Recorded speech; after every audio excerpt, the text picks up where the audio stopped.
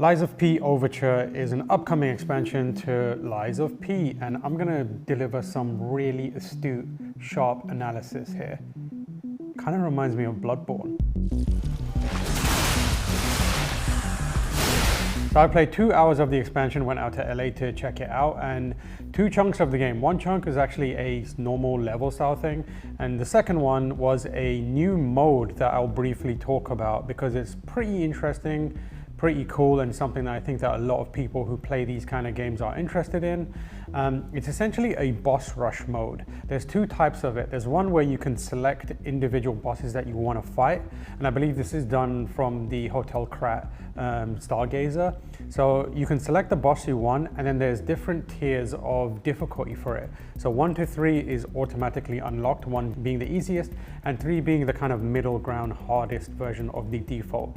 Once you've beaten that 3rd version, you unlock 2 further versions that get increasingly more difficult. You can think of it as Sekiro. When you do the boss rush mode, you get the normal versions of bosses, but then you also get the inner versions, which are a little bit different. Unclear how different they're going to be currently because we only had access to the 3 levels of it, but a cool option for people that want it and want to either practice or flex their parrying skills. The second version is a similar boss rush mode, but it limits how much health you have, and you can also select the kind of playlist of bosses you want to fight. So it doesn't have to be one boss specifically. You can add 3 different bosses and choose which ones you want and go through that. So it's a kind of a gauntlet mode, which is interesting. So that's one of the new features being added to Lies of P Overture. However, the meat and potatoes of the game, like I said, reminds me of Bloodborne. Again, not a unique observation. But what I think is interesting about it is it specifically reminds me of the Old Hunters, which is the one and only expansion for Bloodborne. And why I say that is because when From Software made that part of the game, you could tell how confident they were in the game that they were making.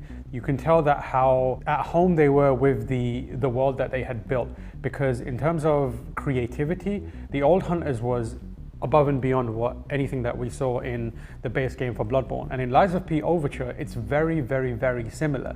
I played through one of the levels, which was it's the zoo level, which was really interesting to me because it had that same kind of boost in confidence, that elevation in confidence that allows the development team to experiment, come up with interesting new ideas, and go a bit crazy with it because they have a solid foundation and they know what people expect, and they can subvert those expectations now and then. So in terms of level design, already I think it's one of the coolest spaces that I've seen in Lies of P thus far. It starts off in a kind of like an icy area where you fight specific kind of ice-themed enemies that are quite deadly. A lot of the actual demo that I played was much harder than anything in the base game that I expected. Just in the world area, I had to be a lot more careful again.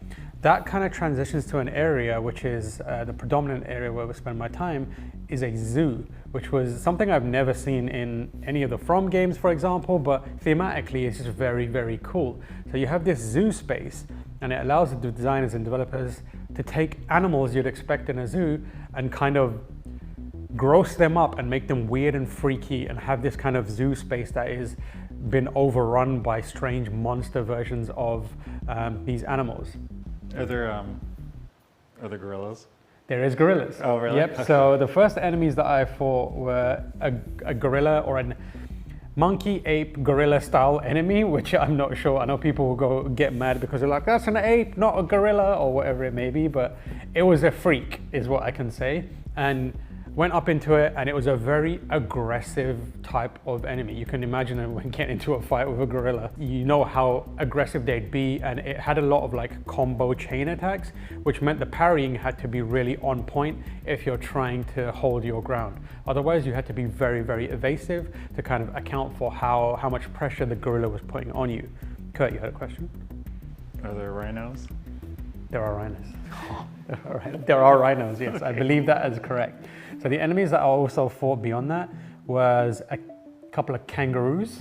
They had the normal tier kangaroos, which were, when they see you, they'd roll at you, and each of the rolls could be, it was like a multi-stage roll attack, which you had to parry.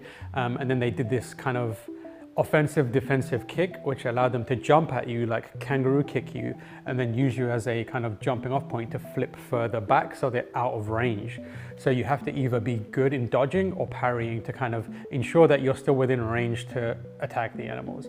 There's a giraffe in there, which is horrifying looking giraffe. And there's like these rabid dog things that remind me of Bloodborne again, because they were in cages and you walk up to the cage and you're like, I know where this is going, and they explode out of cages. There's even one point where you're going down a corridor and it's framed exactly like a Resident Evil corridor. And as you step into it, if you have the Resident Evil kind of familiarity and muscle memory, you're like, I know where this is going. And the moment you take a step, they jump through the windows and come at you, and it's like, oh, that was fun.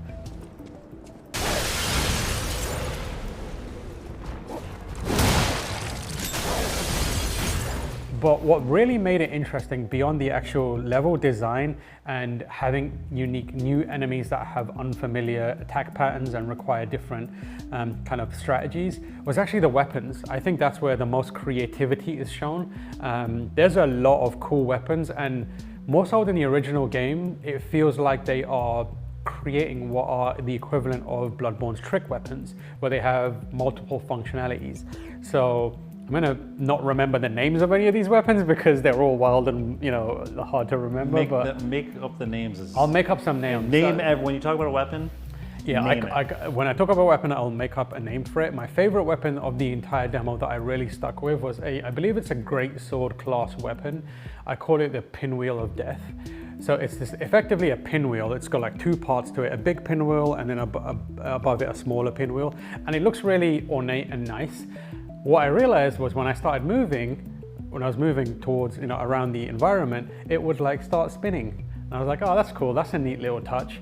And then as I ran, the longer I ran, I noticed under my health bar, an icon popped out that was like 1, 2, 3, 4. And what I realized is as I was running, the more speed or momentum that I was building up was powering the wheels up. So by the time I had run, I would end up running in a circle for a little while, getting it to level 5, I think it was. The pinwheels would be spinning very, very quickly. And then I would run out of that towards enemies and do a heavy attack or a light attack. And what that meant was it would power up that attack, and after that one initial slash, it would deliver a series of follow-up slashes on its own. So it's like aftershock style attacks. And that would boost it up, and also the multi-stage attack meant it would stagger a lot quicker as well. So that was a really interesting weapon because you could power it up, but also you needed to manage that kind of momentum to keep the wheel spinning, because if you slow down, it goes down levels as well, so it becomes less powerful, which added a meta strategy to everything I was doing. Like I said, my strategy then became running in a circle for as long as possible to getting it to level 5, and then just out of that run sprinting towards an enemy and then hitting them, which was quite comedic. My second favorite weapon of the entire demo was this, I call it the rocket of death. So it's like P will hold up this small kind of pocket rocket almost style thing, where it's like used as a kind of almost like a lance type weapon, where you could attack with it, and the heavy attack would like boost your attack. So it's like an engine would fire up and then it would blast, and then you would like go thrusting forward to deliver a thrust attack. Very cool. Felt really nice when you like the feedback of it because it explodes. What I realized later on is I was sprinting and then I hit the heavy attack, and instead of just doing a stationary attack, it just activated the engine while I was running. So I basically could like, I became a human rocket, or a puppet rocket, I guess, where I could just like control it and move around environments to get around quicker. Obviously you have to be careful of governing your movement with the kind of the equivalent of FP or it may be, but it meant that I could like come running from a distance and do this long range attack. And also I had a much quicker traversal tool, which was really, really cool because it meant I could get away from things quicker as well if I felt too pressured to use my healing items. So that was another weapon. A third weapon that really stuck with me was I believe another heavy weapon greatsword class, but effectively had 3 grenades in it that could be reused. So you'd charge them, and then you could charge 1, 2, or 3, and at third, when you do an attack, they all exploded at the same time to do an extra damage attack, which I thought was good. It just didn't have a lot of range to it, so I didn't stick with it. However, that's where the crafting of Lies of P comes in. If you're familiar with it, yes. What's that weapon called? It's called the triple grenade sword, Stumpy triple grenade sword, because it's small. Stumpy. Of explosiveness. This is why they'll never hire me to write item names. So one of the unique elements of Lies of P is the way how you can build your weapons. So if you've got a short stumpy weapon, for example, you can just switch it out for a handle that's much longer to kind of change the class of it, which means then you can do those explosive attacks from a distance. So that is where the experimentation, which I didn't get to do too much of because I was having so much fun with the base versions of it, that's where that will come into how it kind of like adapt how you want to play with those weapons. There are a bunch of other weapons in there. There was a Wolverine style claws, which some of the most satisfying Wolverine style claws I've played in a long time.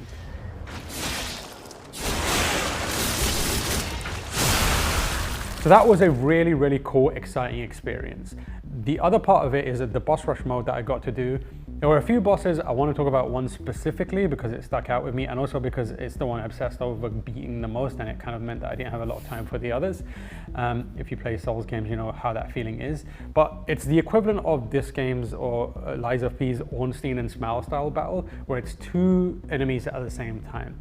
What's really cool about it is the enemies you're fighting is a puppeteer and a puppet. And so you're fighting the puppeteer, and you have to be mindful of what the puppet is doing as well. It usually doesn't attack you, so it's either one or the other attacking, but the way it moves around means you have to be aware of it in terms of movement, because if you lose track of it and it's behind you and then suddenly it starts attacking, you're in trouble. So you have to kind of like manage the space a bit better. They telegraph who's doing what based on a thread that you can see from the puppeteer to the puppet, which changes color. When it's blue, chances are it's likely the puppeteer is going to try and attack you directly with these kind of like large explosive attacks or sweeping attacks, or it had the ability to teleport above you and do like crushing attacks from above. When it switches to red, you know that it's now the puppet that's going to attack you. And it does these long like dashing attacks and multi-stage attacks that you have to parry. So you have to kind of manage both, and the tricky part is you can take out the puppet. It's easier of the two to take out, and it's attacking you more, so you're having a lot more direct engagement with it. So if you take that out, you have for a brief window the ability to attack the puppeteer as well because it's staggered.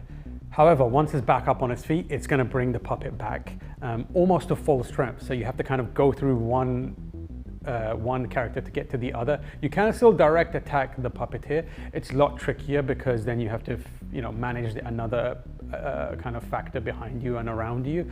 But I suspect that if you primarily go for the puppeteer, it's a quick way to end the battle. So once you're good enough and once people have figured out strategies and weapons that work or loadouts that work for them, I bet we'll see people running in and going straight for the puppeteer and wiping them out and ending that boss fight really quickly. But again, a really mechanically satisfying boss to play.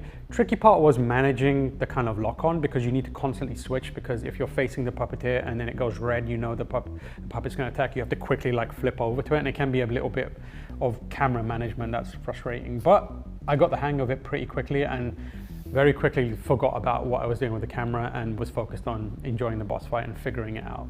There were some other type bosses as well. There was like a Frankenstein's monster style situation where a giant, one of those kind of like big, gross, grotesque enemies that would come at you, and it had a kind of like a shift in aggressiveness that came from like a powered up phase that was that meant that timing again was different, and it made it more imperative that you take defensive maneuvers successfully, because if it hit you, it would take a lot of damage out of it.